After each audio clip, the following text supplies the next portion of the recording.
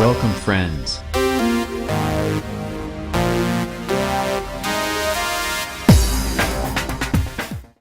विद्यार्थियों नमस्कार।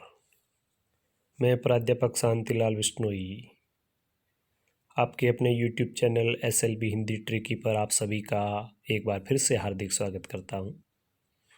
और इस चैनल के माध्यम से हम पढ़ रहे हैं निरंतर प्रतियोगी परीक्षा के लिए हिंदी व्याकरण और विद्यार्थियों के लिए कक्षा 9 से 12 तक हिंदी पाठ्यक्रम की जितनी भी विषय वस्तु है उसको बहुत ही आसान भाषा में और एक टोटली एक्सप्लेन के साथ हम पढ़ रहे हैं। तो आज हम पढ़ेंगे कक्षा 12 हिंदी साहित्य की पाठ्यपुस्तक सरयू का अध्याय नंबर 21, जो बोर्ड द्वारा संशोधित पाठ्यक्रम के अंतर्गत रखा गया है और जिसका शीर्षक है संस्कारों और शास्त्रों की लड़ाई। हरिशंकर परसाई का लिखा हुआ पाठ है। तो हरिशंकर परसाई हिंदी साहित्य में व्यंग्य विधा की शुरुआत करने वाले लेखक के रूप में जाने जाते हैं। तो ये व्यंग्यकार है और ऐसा ही व्यंग्य इन्होंने इस अध्याय में किया है कि संस्कार और शास्त्रों की आपसी लड़ाई हमारे जीवन में चलती रहती है। संस्कार कभी हावी हो जाते हैं, कभी हम शास्त्रों की ओर बढ़ते हैं और इस प्रकार एक प्रकार का ऊहापोह की जो स्थिति है वो हमारे जीवन में बनी रहती है। तो पाठ शुरू करें इससे पहले मैं आपसे निवेदन करूंगा कि आप इस चैनल को लाइक, शेयर और सब्सक्राइब करके बेल आइकन का बटन दबाना नहीं भूलें। तो आइए चलते हैं लेखक परिचय की ओर। लेखक परिचय। हरिशंकर परसाई का जन्म 22 अगस्त 1924 को जमानी, होशंगाबाद, मध्य प्रदेश में हुआ। 18 वर्ष की अवस्था में जंगल विभाग में नौकरी की। खंडवा में 6 महीने तक अध्यापक रहे। 1941 से 43 के मध्य शिक्षण कार्य का अध्ययन कर 1943 में वहीं मॉडल हाई स्कूल में अध्यापक हो गई। 1952 में ये सरकारी नौकरी इन्होंने छोड़ दी। इसके बाद 4 साल तक प्राइवेट स्कूलों में इन्होंने नौकरी की। नागपुर विश्वविद्यालय से हिंदी विषय में इन्होंने एमए किया। फिर नौकरी छोड़कर स्वतंत्र लेखन की शुरुआत 1957 में की। जबलपुर से इन्होंने एक पत्रिका निकाली जिसका नाम है वसुधा। वैसे वसुधा का अर्थ धरती होता है, तो जबलपुर से इन्होंने पत्रिका निकाली वसुधा, जो एक साहित्यिक पत्रिका थी। और कैसी पत्रिका? मासिक पत्रिका। कहानी, उपन्यास, निबंध और अन्य बहुत सी विधाओं में लेखन के बावजूद भी आप मूलतः व्यंग्यकार के रूप में विख्यात रहे। तो मूल रूप से हरिशंकर परसाई है वो व्यंग्यकार है। 10 अगस्त 1995 को जबलपुर, मध्य प्रदेश में इनका निधन हो गया।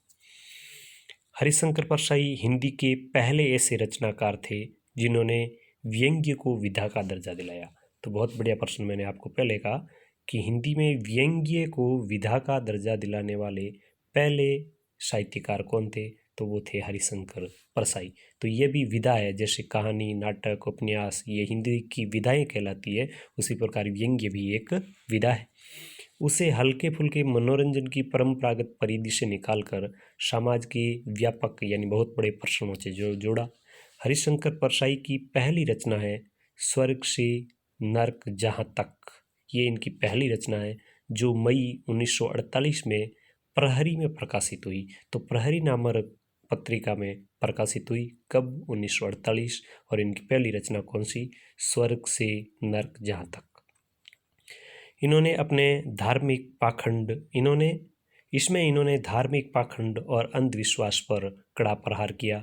इन्होंने सैकड़ों रचनाओं का लेखन किया जो विविध संग्रहों में संकलित है, जैसे तब की बात और थी, भूत के पांव पीछे, बेईमानी की परत, पगडंडियों का जमाना, शिकायत मुझे भी है, सदाचार का ताबीज और अंत में प्रेमचंद के फटे जूते, माटी का एक कुमार से, काग भगोड़ा इनके व्यंग्य निबंध हैं। इन्होंने कहानियाँ भी लिखी और इनकी कहानियों के संकलन इस प्रकार है। कहानियाँ इस प्रकार हैं इनकी: हंसते हैं रोते हैं जैसे उनके दिन फिरे। मतलब कहानियाँ इनके प्रमुख संकलन कौन से हैं? हंसते हैं रोते हैं जैसे उनके दिन फिरे, भोला राम का जीव, बहुत ही रुचिकर कहानी है, यदि आपने नहीं पढ़ा हो तो ऐसा भी ये इसमें भी एक व्यंग्य है। दो नाक वाले लोग, ये इनकी कहानी संकलन। उपन्यास की बात करें तो रानी नागफनी की कहानी, तट की खोज, ज्वाला और जल, ये इनकी उपन्यास है। व्यंग्य संग्रह देखिए: वैष्णव की फिसलन, ठिठुरता व गणतंत्र, विकलांग श्रद्धा का दौर, ये इनके प्रमुख व्यंग्य संग्रह है। संस्मरण की बात करें, यूँ तो संस्मरण के रूप में लेखिका महादेवी वर्मा जानी जाती है, लेकिन इन्होंने भी संस्मरण लिखे हैं तिरछी रेखाएं, मरना कोई हार नहीं होती, सीधे साधे और जटिल मुक्तिबोध। बाल कहानियाँ लिखी चूहा और मैं, लघु कथाएं लिखी चंदे का डर, अपना पराया, दानी, रसोई घर और पाखाना, सुधार, समझौता, यस्सर और अश्लील, ये इनके लघु कथा है। परसाई जी ने पाखंड, बेईमानी और भ्रष्टाचार आदि पर व्यंग्यों की गहरी चोट की। जहाँ तक भाषा का सवाल है, इनकी भाषा में व्यंग्य की प्रधानता है। यदि प्रश्न बन जाए कि हरिशंकर परसाई जी की भाषा कैसी है, तो इसमें व्यंग्य की प्रधानता है। भाषा सामान्य होते हुए विशेष समता रखती है। एक एक शब्द तीखापन लिए हुए होता है और हिंदी के अलावा उर्दू और अंग्रेजी शब्दों का भी खुलकर इन्होंने प्रयोग किया है। इनकी रचनाओं में भाषा, भाव और भंगिमा के अनुरूप बदलती रहती है। इनकी रचनाओं में भाषा, भाव और भंगिमा के अनुरूप बदलती रहती है। भाषा शैली में भी सहज परिवर्तन होता है। वह अपने उद्देश्यों की पूर्ति करने में सफल रहती है। आपको विकलांग सरदा का दौर कृति के लिए साहित्य अकादमी पुरस्कार प्रदान किया गया है। तो किस रचना के लिए? विकलांग सरदा का दौर। इस रचना के लिए इनको साहित्य अकादमी पुरस्कार भी मिला था। अब देखिए पाठ परिचय। इस पाठ में क्या है? प्रस्तुत पाठ संस्कारों और शास्त्रों की लड़ाई एक व्यंग्यात्मक निबंध है। सबसे पहले ये पाठ क्या है? निबंध। कैसा निबंध है? व्यंग्यात्मक। यह परसाई के निबंध संग्रह शिकायत मुझे भी है से लिया गया है। कहाँ से लिया गया है? शिकायत मुझे भी है, जो इनका एक निबंध संग्रह है, वहाँ से ये लिया गया है। तो ये बात आप प्रसंग लिखते वक्त जरूर लिखें। इस निबंध के माध्यम से व्यंग्यकार विचारों और आचरण में विरोध का उद्घाटन सशक्त तरीके से करता है। इस निबंध के माध्यम से व्यंग्यकार विचार और आचरण में जो विरोधाभास होता है उसका स्पष्टीकरण करता है। इस निबंध में घटनाओं के कई ऐसे उदाहरण प्रस्तुत करते हैं लेखक, जिनमें थोड़ी सी विपरीत परिस्थितियों के दबाव में सिद्धांतवादियों के सिद्धांत टूट जाते हैं। जो लोग सिद्धांत पर चलने की बात कहते हैं, जो लोग सिद्धांत पर चलते हैं, वो किसी अपने के दबाव में आकर, अपनी पारिवारिक परिस्थितियों के दबाव में आकर उन सिद्धांतों को स्वयं तोड़ देते हैं जो सिद्धांत पर चलने के लिए लोगों को उपदेश देते हैं। आचरण और विचार के विरुद्ध व्यवहार में दोगलेपन को प्रस्तुत करना ही यहाँ व्यंग्यकार परसाई जी का प्रमुख उद्देश्य है। तो इस पाठ को यहाँ पे देने का, इस रचना को लिखने का परसाई जी का क्या उद्देश्य है कि जो लोग व्यवहार में दोगलापन रखते हैं, संस्कार की भी बात करते हैं और शास्त्रों की बात की तरफ भी झुक जाते हैं। अब चलिए देखते हैं मूल पाठ। मूल पाठ में वो कह रहे हैं कि मेरे एक दोस्त है, वैज्ञानिक दृष्टि वाले आधुनिक बुद्धिवादी, परिवार से नाता तोड़कर 20 एक सालों से राजनीतिक कार्यों में लगे हैं। उनका कोई है मुझे पता नहीं था, पर उनका कोई था। इस बात का सबूत यह है कि पिछले हफ्ते प्रयाग की गाड़ी में सिर मुंडाए हुए मुझे मिल गए। इसका मतलब उनका कोई था। मैंने पूछा कहाँ जा रहे हो? बोले प्रयाग जा रहा हूँ। तो प्रयाग के विषय में भी रोचक बात है कि लोग चोरी करने जाते हैं तब इस शहर को इलाहाबाद कहते हैं, और जब वे पिंड दान करने जाते हैं तब इसको प्रयाग कहते हैं। मैंने पूछा मुंडन किस लिए? बोले फादर की मृत्यु हो गई। मतलब ये फादर इनके कुछ है। मैंने कहा मुझे पहली बार मालूम हुआ कि आप भी फादर रखते हैं। मतलब ये फादर शब्द ये कि अपनी संस्कृति का नहीं है। इस पर भी लेखक ने व्यंग्य किया है। यूँ कोई बुरी बात नहीं है, जिनकी हैसियत है वे एक से ज़्यादा बाप भी रखते हैं। मतलब ज़रूरत के अनुसार आदमी को अपना बना लेना, उसको लेखक यहाँ पे बाप कह रहा है। घर में, एक दफ्तर में, एक दो बाजार में, एक एक हर राजनीतिक दल में, मतलब जिनसे अपना स्वार्थ सिद्ध कराना हो, उनके लिए लेखक बाप की संज्ञा दे रहा है। इधर एक आदमी है जिनके परसों तक 35 बाप थे। मतलब यहाँ पर भी व्यंग्य किया है। कल संविध सरकार टूट रही है तो 15 रह गए। मतलब सरकार टूट रही है तो 15 रह गए। मतलब आवश्यकता के समय जो काम आने वाले लोग हैं वो कम हो गए। और आज वह सरकार थम गई, यानी टूटने से बच गई, वह सरकार गिरी नहीं, तो 35 की जगह उसके कितने हो गए? 38 बाप हो गए। मतलब उन्होंने उनकी अधीनता स्वीकार कर ली और उनको अपना ही सब कुछ मान लिया। मुझे उनके पिता की मृत्यु का कतई दुख नहीं था। उन्हें मैं जानता नहीं था, और फिर वे 80 साल के थे और मरने से कोई अनाथ हुआ नहीं था। दोस्त को भी दुख नहीं था, कुछ पछतावा जरूर था। मुझे उसकी चिंता थी जिसे उन्होंने 20 साल से सच्चा पिता मान रखा था, यानी मार्क्सवाद। यानी जो व्यक्ति इन संस्कार वगैरह को, सिर मुंडाना वगैरह को सब चौंचले मानता था और मार्क्सवाद को लेकर चलता था, मतलब प्रगतिवाद को लेकर चलता था, जो इन सब को अंधविश्वास मानता था, उस मार्क्सवाद की मुझे चिंता थी कि इस व्यक्ति ने जो मार्क्सवाद का एक तरीके से सेवक था, पुजारी था, उसने इसको कैसे त्याग दिया। उन्होंने खुद अपने हाथों मार्क्सवाद का मुंडन कर दिया। मतलब उसने मुंडन अपना नहीं करवाया, उसने अपने जो विचारधारा थी उसका मुंडन कर दिया। उनके हाथ में एक छोटी सी थैली थी। मैंने पूछा इसमें क्या है? बोले उनकी राख है। तुम्हें इतना भी मालूम नहीं? तो इन राख वगैरह को जो पहले अंधविश्वास मानता था वो खुद राख लेके जा रहा है। मैंने कहा मैं समझा, इसमें द्वंद्वात्मक भौतिकतावाद है, यानी भौतिकवाद है। द्वंद्वात्मक मतलब जो ऊहापोह है वो भौतिकतावाद है, और जिसका संगम में विसर्जन होगा। पहले वे चिढ़े, फिर कहने लगे यार ये बड़ा विकट संघर्ष है। अब वो आदमी दबाव में क्यों आया? क्योंकि उसके ऊपर कोई न कोई दबाव था। तो उसके मन में संस्कार और शास्त्रों की एक तरीके से लड़ाई चल रही है। एक तो संस्कार और फिर परिवार की भावना। तो ये संस्कार है एक परिवार की भावना, मतलब लड़ाई चल रही है। इस संघर्ष से मैं अनजान नहीं। क्यों? क्योंकि चाचा की मृत्यु के बाद मैंने श्राद्ध नहीं करने का ऐलान किया था कि मैं श्राद्ध नहीं करूँगा, क्योंकि मैं भी मार्क्सवाद का पुजारी था। मेरी जो फजीयत हुई वो मैं ही जानता हूँ, उनके करने वाले और भी थे। चाचा मेरे भरोसे तो परलोक गए नहीं थे, और मुझ जैसे के भरोसे कोई परलोक क्या, मैं तो कहता हूँ यह लोक भी नहीं मनाएगा। मेरे मन में एक ही सवाल था कि अगर किसी सामाजिक क्रांति में बौद्धिक विश्वास के साथ कोई लगा हो और तभी चाची कह दे, सामाजिक क्रांति, समाज में बदलाव लाने के लिए वह अपने दिमाग का उपयोग कर रहा हो, और तभी उसकी चाची कह दे बेटा तुम्हारा चाचा की आत्मा को दुख होगा, परलोक में उनकी दुर्गति हो जाएगी, तब बेचारा क्रांतिकारी क्या करेगा? बात मानेगा? और जो भी दिखावा है, जो भी अंधविश्वास है, उसकी तरफ वो भी मुड़ेगा। परिवार की भावना की तो रक्षा करनी पड़ेगी। तब क्या वह यह कहेगा कि चाची अगर तुम्हारी ये भावना है तो मैं क्रांति छोड़ देता हूँ। मतलब वह क्रांति भी नहीं छोड़ना चाहता और पारिवारिक संस्कार भी नहीं छोड़ना चाहता। मेरे एक दोस्त है, मुझसे ज़्यादा वैज्ञानिक दृष्टि संपन्न है, विचार और कर्म दोनों से क्रांतिकारी है। मैं ही उनके ज्ञान और प्रेरणा लेता रहा हूँ। एक दिन मैंने उन्हें धोती पहने, पालथी मारे, सत्यनारायण की कथा पर बैठे रंगे हाथ पकड़ लिया। मतलब मौके पर लेखक वहाँ पहुँच गया। मुझे लगा जैसे एम्बुलेंस की गाड़ी ने मुझे कुचल दिया। मतलब उनको इस तरह बैठा देखकर, जो बुद्धिवादी थे, वैज्ञानिक दृष्टि संपन्न थे, और वो भी सत्यनारायण की कथा में बैठे हुए थे, तो मुझे बहुत दुख हुआ। मतलब एम्बुलेंस की गाड़ी ने ही मुझे कुचल दिया। मतलब जो व्यक्ति मेरा पथ प्रदर्शक था, मुझे बचा रहा था, मुझे किसी रास्ते ले जा रहा था, वो खुद वहाँ पे बैठा था। तो ऐसा मुझे महसूस हुआ। तो प्रश्न बन सकता है कि लेखक ने ऐसा क्यों कहा कि जैसे मुझे एम्बुलेंस गाड़ी नहीं कुचल दिया हो। मतलब एम्बुलेंस जो जीवन रक्षा करने के लिए ले जा रही है, और वही यदि मरीज को कुचल दे तो उसकी क्या हालत होती है। मैंने दूसरे दिन उनसे पूछा, झूठ नारायण, यह तुम्हारी क्या हरकत है? तो सत्यनारायण की कथा में थे और वो झूठ बोल रहे थे, इसलिए उनको झूठ नारायण की संज्ञा दे दी। उसने कहा यार मदर इन लॉ ने बहुत जोर डाला था। मदर इन लॉ मतलब सास। मेरा ख्याल था मदर इन लॉ सास से अलग किस्म की होती होगी। नहीं, सिर्फ तजुर्बे का फर्क है, सिर्फ अनुभव का फर्क है।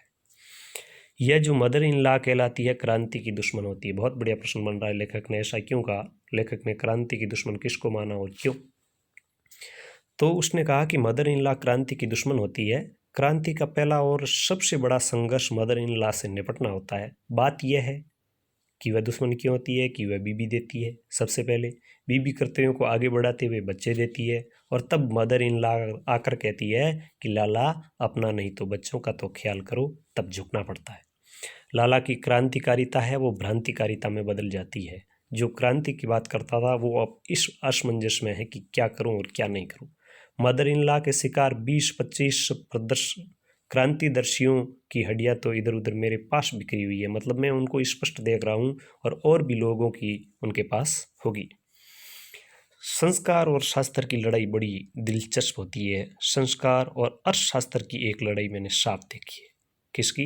संस्कार और अर्थशास्त्र की लड़ाई। तो वो लड़ाई किस प्रकार की है कि एक शहर में 2 साल पहले किसी सांस्कृतिक आयोजन में मैं गया। एक साहित्यिक रुचि के सज्जन बहुत पीछे पड़े कि मेरे घर चाय पीने चलिए।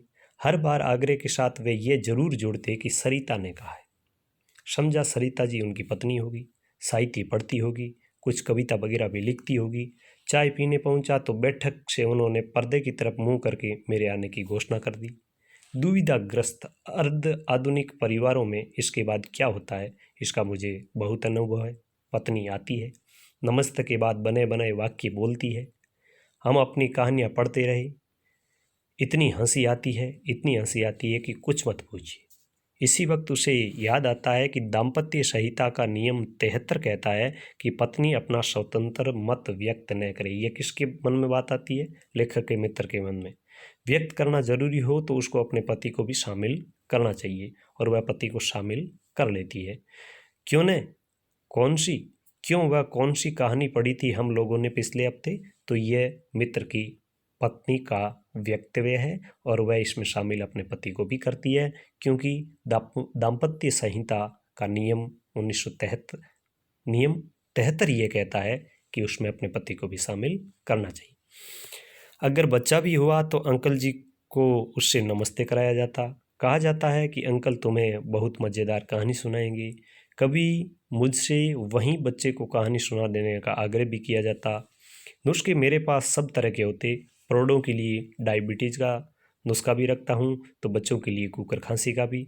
मैं बच्चे को राक्षस की कहानी फौरन सुना देता हूँ, मतलब और सुनाने को नहीं कहे। आग्रह हो तो उनके ससुर को भी कृष्ण सुदामा की कहानी सुना दो। बैठक में मैंने सोचा कि अब सरिता जी बाहर आएगी और वही यांत्रिक चर्चा चलेगी। बड़ी देर हो गई, सरिता जी तो क्या नाली जी भी नहीं निकली। मतलब ये भी व्यंग्य किया है। सरिता का मतलब नली और नाली का मतलब छोटा नाला। सोचा चाय लेकर आएगी, पर थोड़ी देर बाद शांकल बजी, मतलब वही पर्दा, और पर्दे में से ही स्त्रियों की जो आचरण और जो उनके लिए प्रतिमान गढ़ लिए जाते हैं वैसा ही किया। वह बाहर नहीं आई, शांकल बजाई, पति मोदे भीतर गए और चाय की ट्रे लेकर आए। भीतर से एक बिल्ली निकली। उस घर में बिल्ली एकमात्र मादा थी जो पर्दा नहीं करती थी। तो ये मित्र है, वो विचारों से क्रांतिकारी है, फिर भी इनके घर में पर्दा है, मतलब संस्कार और शास्त्रों की लड़ाई चल रही है। शांकल धातु युग से चली आती घरेलू कॉल बेल है, मतलब घंटी है। सरिता कुछ संस्कार अपने घर से लेकर आई होगी, कुछ यहाँ मिले होंगे।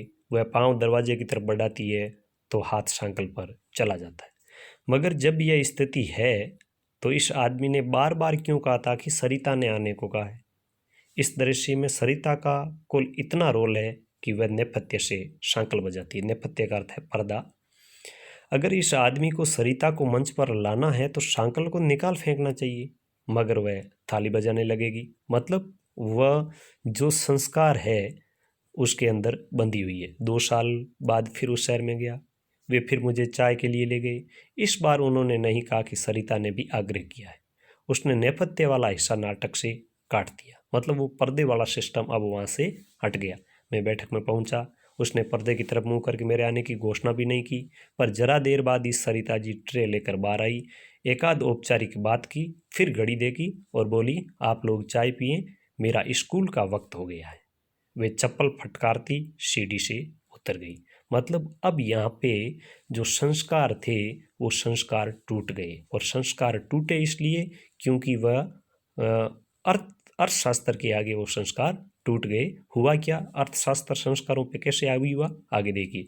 श्रीयुत, मतलब वो सरिता के पति माँ से बोले, श्रीयुत सरिता पति बोले, स्कूल में नौकरी कर ली है, आजकल एक की कमाई से पूरा नहीं पड़ता। मतलब एक की कमाई से पूरा काम नहीं चलता, इसलिए वो स्कूल में नौकरी करती है। मतलब यहाँ पे धनार्जन हो रहा है, और धनार्जन किस पे हावी हो गया?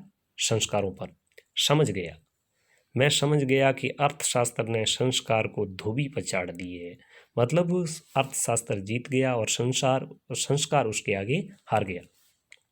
हमारे ज़माने में नारी को जो भी मुक्ति मिली है, क्यों मिली है? आंदोलन से, आधुनिक दृष्टि से, उसके व्यक्तित्व की स्वीकृति से नहीं। सिर्फ और सिर्फ मुक्ति मिली है, उसका कारण है महंगाई। तो बहुत बढ़िया प्रश्न बन रहा है कि लेखक के दृष्टिकोण से हमारे जमाने में नारी मुक्ति में सबसे बड़ा हाथ किसका है? महंगाई का। यदि महंगाई नहीं बढ़ती तो नारी को इतनी मुक्ति, इतनी स्वतंत्रता नहीं मिलती। नारी मुक्ति के इतिहास में ये वाक्य अमर रहेगा कि एक की कमाई से पूरा नहीं पड़ता है। बहुत बढ़िया प्रश्न बनेगा, नोट कर लीजिए। अर्थशास्त्र संस्कारों के सीने पर चढ़कर गला दबा रहा है। इधर एक लड़के ने लड़की को उसी की इच्छा से भगाकर सरकारी शादी कर ली। लड़का योग्य था, सुंदर था, अच्छी नौकरी वाला था। पहले लड़की की माँ ने संस्कारों ने जोर मारा, लड़की की माँ के संस्कारों ने जोर मारा। उसने बहुत हाय तौबा की, हाय तौबा, यह कैसे हो गया। अर्थशास्त्र से ये बर्दाश्त नहीं हुआ। उसने संस्कारों को एक पटखनी दी और फिर माँ ने दूसरे ही पल सोचा कि ये जो 15,000 रुपये मैंने दहेज के लिए बच्ची के लिए बचा कर रखे थे कि जब इसकी शादी होगी तो 15,000 ये रुपये मैं दहेज में दूंगी। अब ये शादी है वो अपने आप हो गई है, 15,000 खर्च नहीं हुए, फिर 15,000 में इतना अच्छा लड़का भी नहीं मिलता। और उन्होंने तुरंत उस रिश्ते को स्वीकार करके कार्ड बंटवा कर सभी लोगों को दावत दे दी।